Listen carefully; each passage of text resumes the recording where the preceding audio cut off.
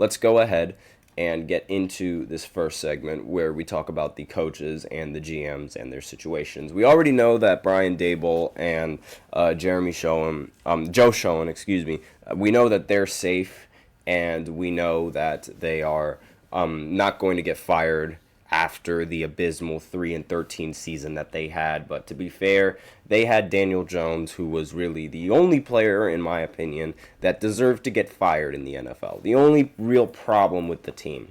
But aside from that, there are now 6 head coach opening spots. There's 6 head coaching spots available in the NFL and these teams right now since the regular season has been wrapped up. A lot of these teams have been just waiting for the offseason to finally make these moves. And the quickest one was obviously the New England Patriots. I mentioned this before, where they ended up firing Gerard Mayo on Sunday. And the Pats, they finished with a 4-13 record. And while I feel like this decision was decided way before Week 18 concluded in the NFL, I will say that's a little bit too quick to fire a coach, because let's put it this way. The Bill Belichick, he's had so many years with the Patriots. This Gerard Mayo, he has 1 year with the Patriots, and they immediately say that they're done with him. That was ridiculously quick. So maybe they already have a new head coach in mind, because I don't really see why you would want to fire the head coach literally after just 1 season on a team that already was not really expecting that much. And there's no way that the Patriots really thought that they were going to be good this year. I mean, nobody thought that the Patriots were going to be good this year. So I think that might have been a little bit too premature to fire their coach, only because it's like you have to give the coach a little bit of time, and if you don't really see much progress coming in from the coach, that's when you fire him. But 1 year, the coach is not going to be able to just immediately turn a team that's not expected to do anything in the NFL into a playoff team or into a decent team. That just doesn't happen. And the Jaguars also were a team that did not waste much time in firing Doug Peterson. But they did retain their GM Trent Balk, or again, forgive me if I messed up that last name.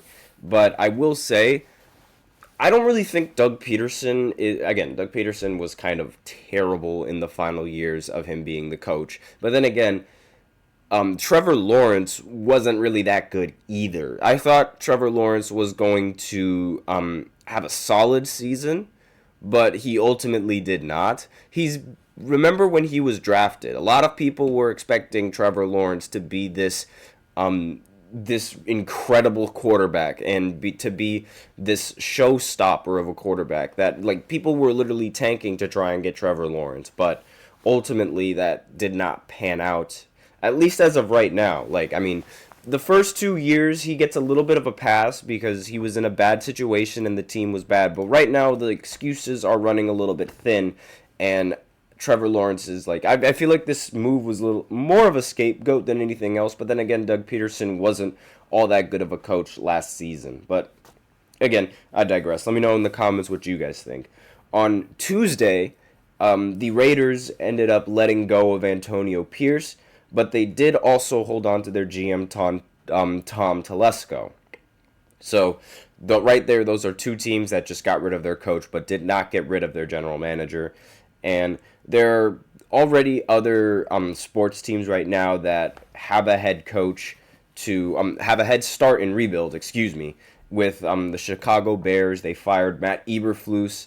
The New Orleans Saints fired Dennis Allen. And the Jets already fired Robert Saleh. Those were the coaches that, were fired in the middle of the season. And I expected that happening. Matt Eberflus, I knew that coach was going to eventually end up getting fired because he was not a good recipe with Caleb Williams. However, I will say, constantly bringing in new coaches for a rookie quarterback is never a good thing, and it always leads to problems more often than not. And again, each of those franchises has been linked to notable candidates, including ex-head coaches like Mike Vrabel and Ron Rivera. And where would where would these big names end up going to next? Like, which teams are sort of going to be in that situation to make a sweeping, like an overhaul of their own? And as of right now, these are the only updates that we really have on the coaching and the GM situation. Obviously, it's still very, very early into a lot of teams' off seasons, so we'll just have to see exactly how that goes. There were it was interesting in a meeting. Apparently, somebody brought up that there is a possibility that Ryan Day might end up being the head coach for Chicago, which I personally do not see happening, but I just thought I should bring that up. Let me know what you guys think about that. Again, I don't think that's going to happen whatsoever.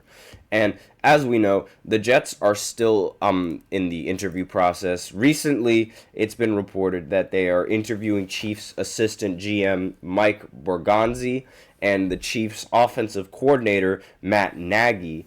This was tweeted out on January 8th. And so literally today at 8:23 in the morning.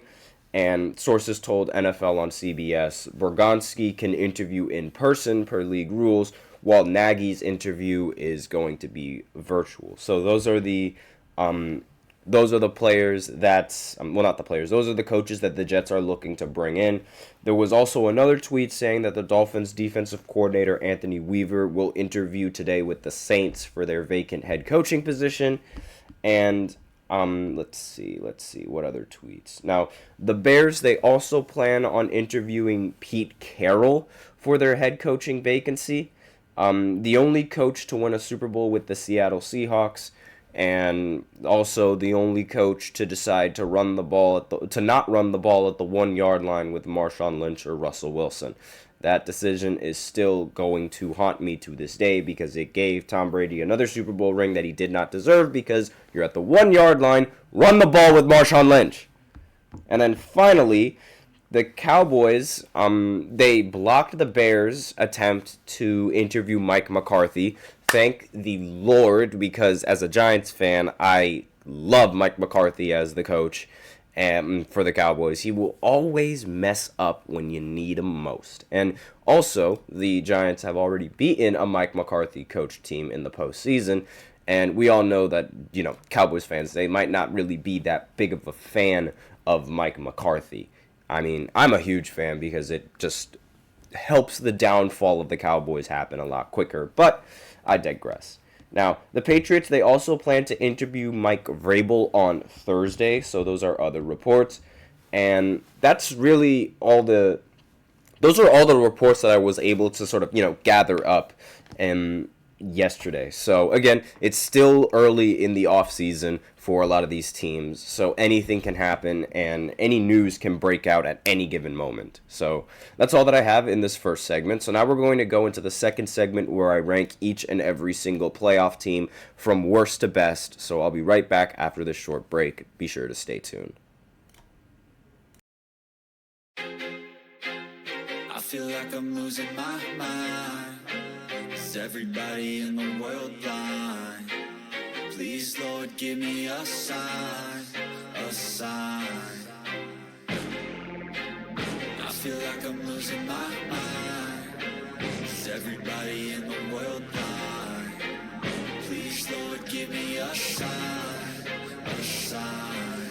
I wanna be the greatest. Everybody on the fake shit. I look around and feel like everybody is the fakest. I make this every day and I'm impatient, hoping one day I blow up from the basement. Statement, the top is so vacant. I don't hear shit that I think is amazing. Waiting for my day when I'm playing sold out shows for 1,000 faces. Hey, give me that crown, get in my way and to be put down. It ain't your place, all this my town. If I want that shit, then I'll get it right now. I'm losing it, the noose it fits. I'm losing shit, a stupid myth. You choose to live or choose to dip. You choose to fight or lose your grip and lose a gift. Oh. I feel like I'm losing my mind. Is everybody in the world blind?